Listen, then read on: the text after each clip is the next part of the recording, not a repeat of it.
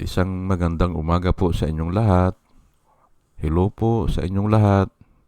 Good morning po.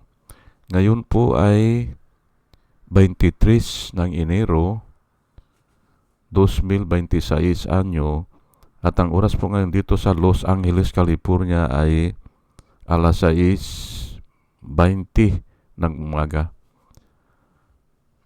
Araw po ngayon ng Biyernes. At nais ko po mag-vlog mga kababayan, mga minamahal, patungkol po dito sa arraignment ni Bong Revilla at saka yung anim sila na sumalang sa arraignment sa Sandigan Bayan o yung ano bang tawag dyan, humarap sila sa paglilitis na po yan eh. Opo, dahil Sandigan Bayan na po yan eh. Ngayon, ang napansin ng mga tao at ako ay napansin ko rin ay para silang, dahil wala silang kibo, wala silang parang maamong tupa. Opo, parang hindi makagawa ng kasalanan. Yun po ang napansin ko sa kanila, lalo na si Bong Revilla. Ang title ko po ngayon ay Bong Revilla, tikom ang bibig sa arraignment. Opo.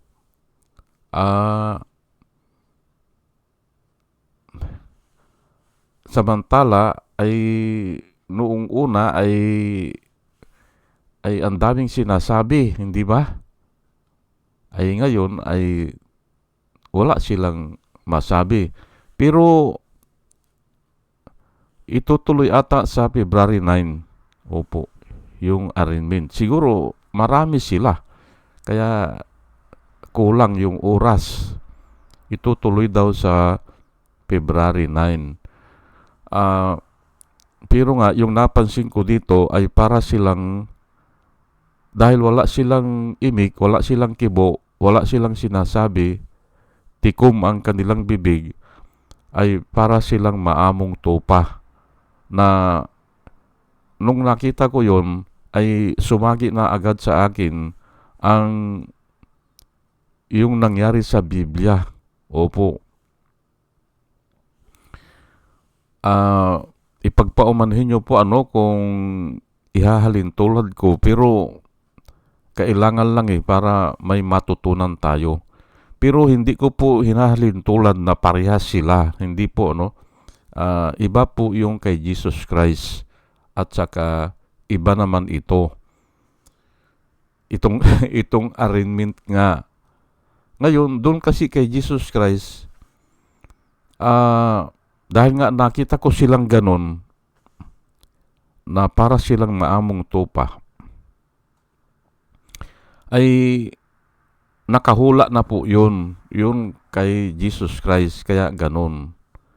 Kaya si Jesus Christ, doon sa arraignment niya, ay ang description sa kanya ay he opened not his mouth. He opened not his mouth. He is like a sheep going to the slaughter. Doon sa katayan. Dinadala na si Jesus Christ sa katayan. And he opened not his mouth. Ayan po ang ang i-discuss ko dito inuulit ko lang po hindi ko dapat pag-ihambing dahil magkaiba po ito eh. Si Jesus Christ kasi ay wala talagang kasalanan, pero he opened not his mouth. Pero dito naman ay anlinaw na po eh, hindi ba? Anlinaw na at saka mahirap baliin yung mga testimonya kasi marami at saka mga involved o kasama talaga o na-involved talaga sa krimen. Kaya matibay po ang ebidensya eh. Ngayon ay simple kung tumagal yan ng 10 years, 15 years ay pwedeng mabaliwala na yan kasi nga ay una-una ay kung mag-appoint na naman ng ganun kay martires siya, hindi ba? Pero ito, naka-arraignment na sila eh. Wala nang kwan dyan. Wala nang say dyan ang ombudsman. Kasi nasa husgado na po eh. Pwede kung mamali-maliin lang niya yung testimony naman, yung mga testimony, bali-balik ta rin niya, yun, hihina ang kaso. O, ay, pero nga, ay ang i-describe natin ngayon dito ay yung nakita natin. Opo, yung nakita natin na parang sa expression nila, hindi ba? Sa expression ng mukha nila, paglalakad nila, kilos nila, ay para silang maamong tupa. Ayan po ano. At yan nga ang nakasaad doon sa pangyayari kay Jesus Christ noong nilitis si Jesus Christ.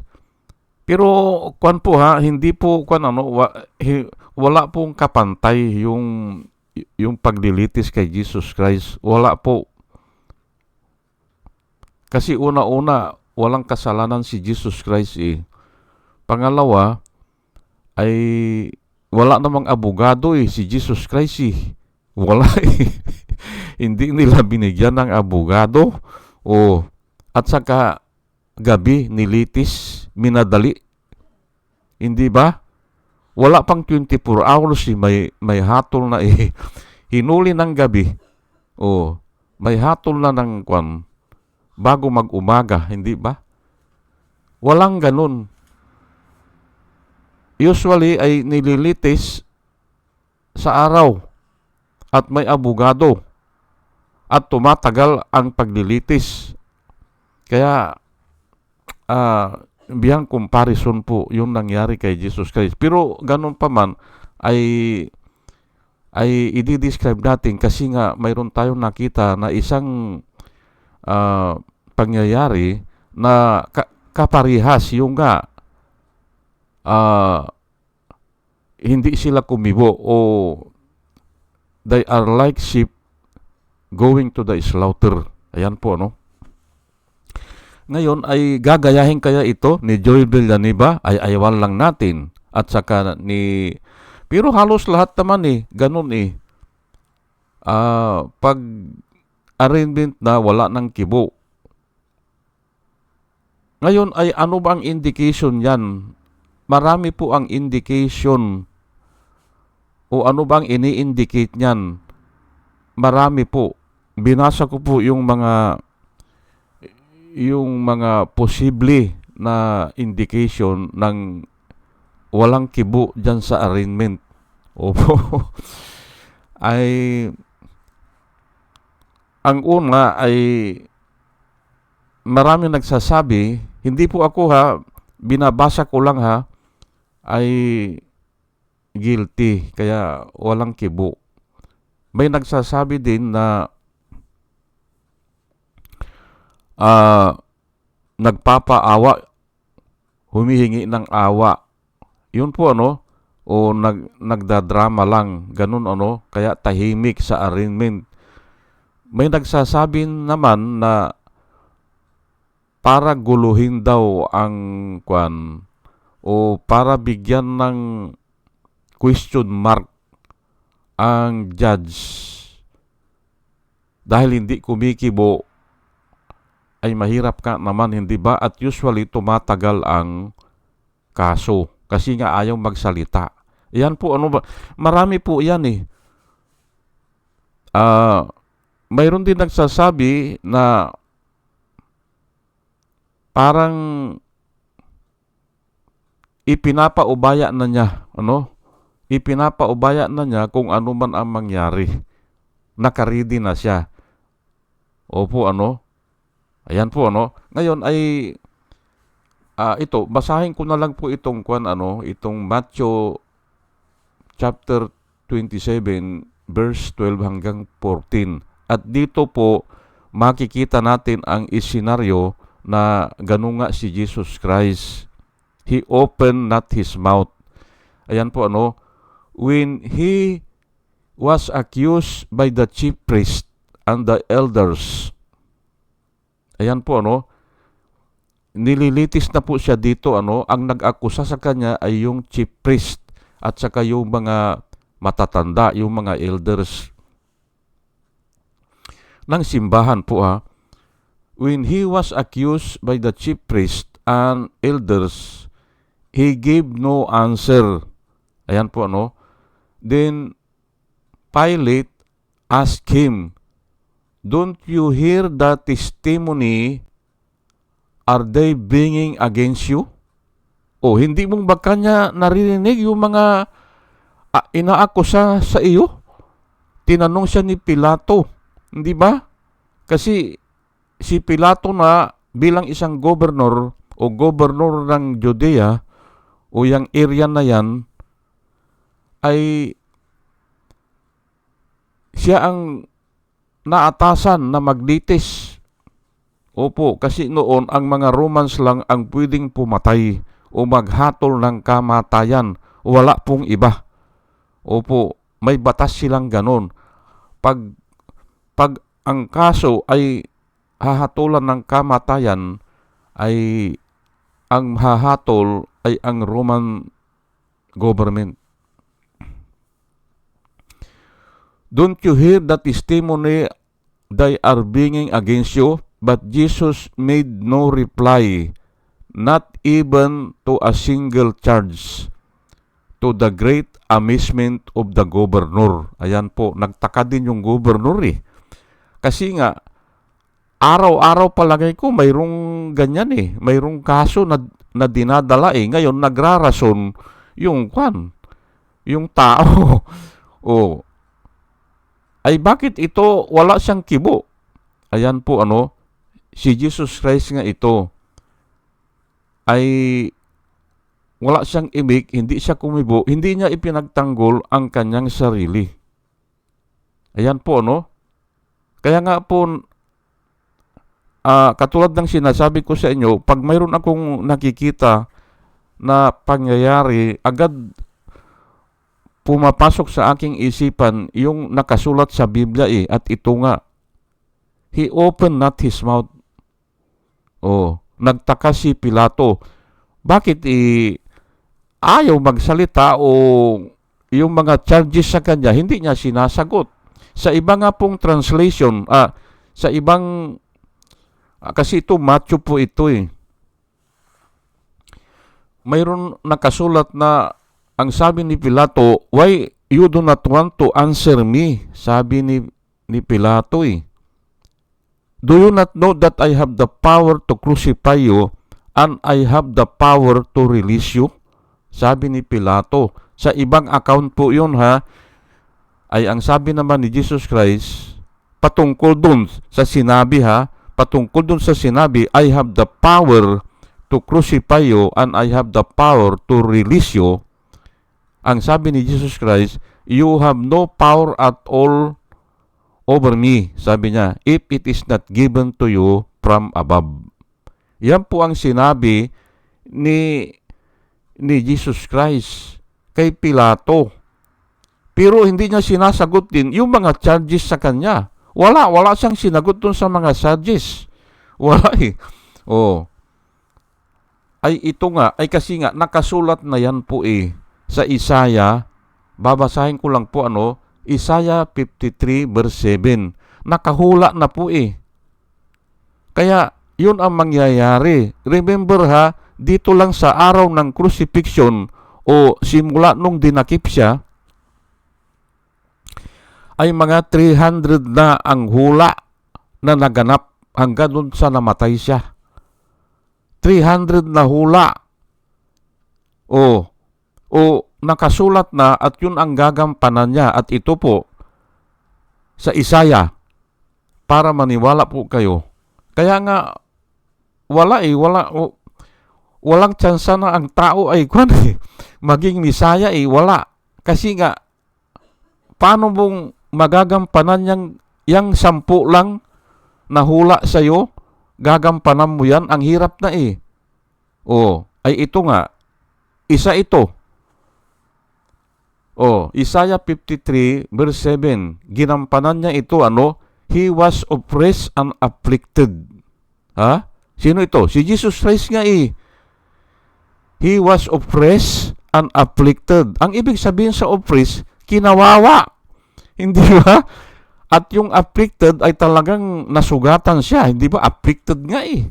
May sugat yan o binugbog yan. Hindi ba? He was oppressed and afflicted. Pwede rin dito na doon sa oppressed, gawa-gawa lang yung kaso. Hindi ba? Parang ganun kay Dilima. Ginawa-gawa lang ni Duterte ang kaso. Hindi ba? He was oppressed and afflicted, yet he did not open his mouth. Ayan po eh. Nakahula po eh, hindi ba? Kaya yun ang nangyari. Yun ang naganap. Yet he did not open his mouth. He was led like a lamb to the slaughter. Oh, para daw siya ay isang tupa na dinadala na sa slaughter area. Hindi ba? Yung katayan. Oh. And as a sheep before her shearer, yung pupugot ng ulo, hindi ba? Parang sheep, sabi nila na dadalhin na siya doon o dala-dala na siya nung pupugot ng ulo. Kakatay na nga eh. Is silent. Oh. Walang nga siyang kibo eh. Hindi siya nagreklamo, hindi siya... Yung nga nangyari, hindi niya dinipinsahan ang kanyang sarili.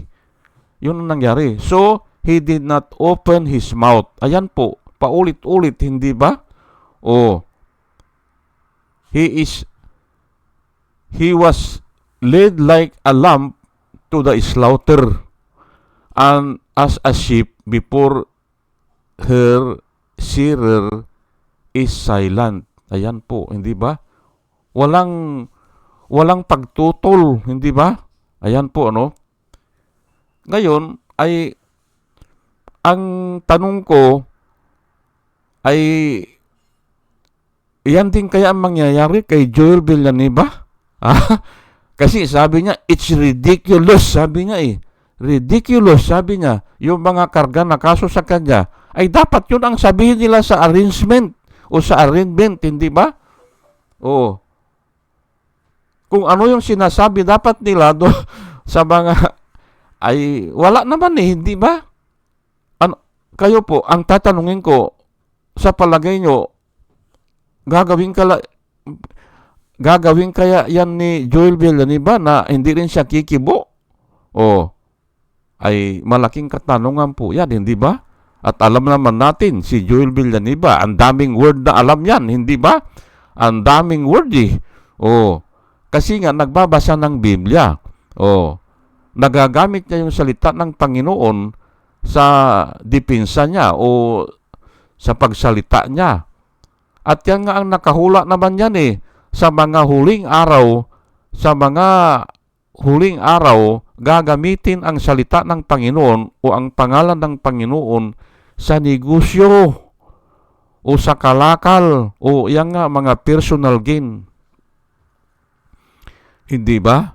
O, ano po ang napansin natin sa arraignment ni Bong Revilla? Wala siyang kibo. Hindi ba? Ngayon ay ang frontrunner noon na ikukulong ay si Jinggoy Estrada rin. Gagawin din kaya niya yan? Ay walang natin, mag-obserba lang po tayo. Pero ang nakikita ko, pag naandyan na sa korte, parang maamong tupa. Hindi ba? Parang si Duterte, nung naandun na siya sa dahig, ang isa palang requirement doon, bago mag-umpisa ang lahat, ay magsasalita siya, i-identify niya ang kanyang sarili. Ay tama naman, hindi ba? Tama naman. Ay, ayun na yan, di ba? Parang hindi na siya makapagsalita eh. Hindi ba? Ay arte lang naman yun, hindi ba? Arte lang naman yun. At nararapat lang yun. Nararapat lang. At yung ang nilalabang ko dun sa kwan dun sa nakasulat na isa sa requirement ng ICC na dapat i-identify yung tao na pwedeng gawin ng pulis yan, pwedeng gawin ng korte yan, o ng prosecutor, i-identify muna yung tao. Oo nga naman, ay kung hindi mo alam, ay duplikado lang yan o iba ang nahuli nila. Hindi ba? Yun ang nakita ko. Pero, hindi para litisin. Kasi pinipilit ng mga abogado ni Rodrigo Roa Duterte, dapat daw ay litisin daw sa local court natin dahil yun ang nakasulat. Hindi po, i-identify lang siya. Ang nakasulat po doon ay i-identify, at ang unang maka-identify sa kanya ay ang NBI at saka police kasi nasa kanila ang record yung thumbmark natin, mga picture natin, at saka kung ano-ano pa yung ina-applyan natin sa passport, hindi ba? Nasa kanila yan hindi ba? O, ay yun ang ay pinipilit naman ng mga abogado ni Duterte na nakasulat kanya na dadaan muna sa judge dyan sa local court. Ay bakit? Ay ano ba ang trabaho? Ay i-identify lang Bakit pa kailangan ang judge, hindi ba? Kalukuhan lang, hindi ba? Competent na po ang prosecutor kasi ang gagawin lang ay i-identify siya. Siya ba yan? Kuhanan siya ng DNA sample, hindi ba? Kung umaangal siya na hindi siya yan. At ikumpara dun sa mga anak niya. Kung ayaw niyang maniwala ayaw niya na nagdududa na kung sino siya, hindi ba? DNA, hindi ba? Ay doktor naman ang kailangan doon. Hospital, hindi judge. Identity lang po hindi ba? Ito ngayon sa Luke, ang kuwan ko kasi dito, kaya ako pinili ito, kailangan ba na hindi magsalita? Ay hindi po. Sa mga kaso po, kailangan ay magsalita, pero magalang. Nararapat ang mga salita sa mga tanong, kaya ay ito naman parang umaarti lang naman halos lahat ng nahuhuli yan sa arraignment, sa arraignment ay parang maamong tupa. Ay ito po ang babasahin natin sinabi po ito ni Jesus Christ doon sa mga susunod sa kanya, yung mga kasamahan niya nahuhulihin din o maaring papatayin din o maaring kakasuhan. Ito po ang sinabi ni Jesus Christ. Luke 12 verse 11 hanggang 12. Now, when they bring you to the synagogue and magistrates and authorities, do not worry about how or what you should answer or what you should say, for the Holy Spirit will teach you in that very hour what you ought to say. Ayan po kailangan magsalita. Si Jesus Christ lang po ang hindi nagsalita kasi nakahula yun Nakahula, at saka ang reason doon ni Jesus Christ ay ipinabahala na niya sa Ama. Kasi ang alam niya ay yung decision ng Ama is justified. Tutubusin niya nga ang kasalanan ng sanlibutan doon sa maniniwala sa Kanya. Pag ayaw maniwala, pag ayaw lumapit sa Kanya, hindi niya tutubusin Pero po ang Panginoon Bakit naman na tutubusin ang kasalanan mo kung ayaw mong maniwala o kaya ay parati kang busy, hindi ba? Parati kang walang time, hindi ba? Ayaw mong makinig sa mga panukala niya, sa mga ginawa niya, sa mga gagawin pa niya sa hinaharap. Hindi mo alam, ay wala kang faith, wala kang pananampalataya, kaya hindi ka kasama. Yan po fair po ang Panginoon. Samantala, wala ka namang gagastusin maniwala ka lang Kahit na nasa tricycle ka, maniwala ka pwede, nakabilanggo ka pwede, nasa ospital ka, nag-aagaw buhay pwede, kahit wala kang pira, wala kang makain, pwede kang maniwala. Kaya fair po ang Panginoon. Hindi pwede na sasabihin mo doon sa judgment day na, ay tika muna, wala akong cellphone eh. O wala akong pamasahe. Hindi pwede. Hindi nga kailangan eh. Maniwala ka lang. At ito po ang sinabi niya dito. Now, when they bring you to the synagogue and magistrates, o mga mahistradong, hindi ba? At mga authorities, hindi ba? Mga mayor siguro yan, o mga governor, hindi ba? O, do not worry about how or what you should answer or what you should say. For the Holy Spirit will teach you in that very hour what you ought to say. Sa Acts nga, sa gawa ng mga sinaunang mga Kristiyano, yung gawa nila, nakarecord din doon, ang sabi ni Jesus Christ, do not leave Jerusalem, sabi niya. Do not leave Jerusalem, sabi niya doon sa mga apostolis niya, but wait for the Holy Spirit, sabi ganun. Wait for the Holy Spirit to come, in whom my Father will send in my name. Ayan nga, bibigyan sila ng mga Holy Spirit. Kasi nga, yun na mag-a-answer. Tama ba na mag-answer? Ay, oo, ayan na nga, tinuturuan nga niya na mag-answer. Ay, bakit ito si Bong Revilla ay tahimik, parang tupa, hindi ba? Ayaw magsalita. Ayan po ang napansin eh. Hindi lang po ako nakapansin, lahat po ng nanonood doon sa arraignment, hindi ba? Ay ayan na nga, maaring guilty, hindi ba? Kasi kung hindi guilty, ay ayan nakasulat po dito, the Holy Spirit will teach you in that very hour what you ought to say. Ayan po palagay ko maliwanag na. Ay kung wala siyang sasabihin, ay ayan na nga, wala talaga. Hindi ba?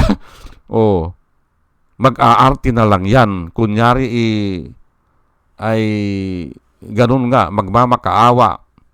Hindi ba? Sige po, at hanggang dito na lang po At dalay ko po sa Panginoon, mga kababayan, mga minamahal, bago po ako mag-umpisa ay sa ating pakikinig ay magkaroon tayo ng wisdom na nanggagaling sa Kanya. At muli mga kababayan, mga minamahal, isang magandang umaga po sa inyong lahat at salamat po sa inyong pakikinig. Salamat po ng marami. Salamat po.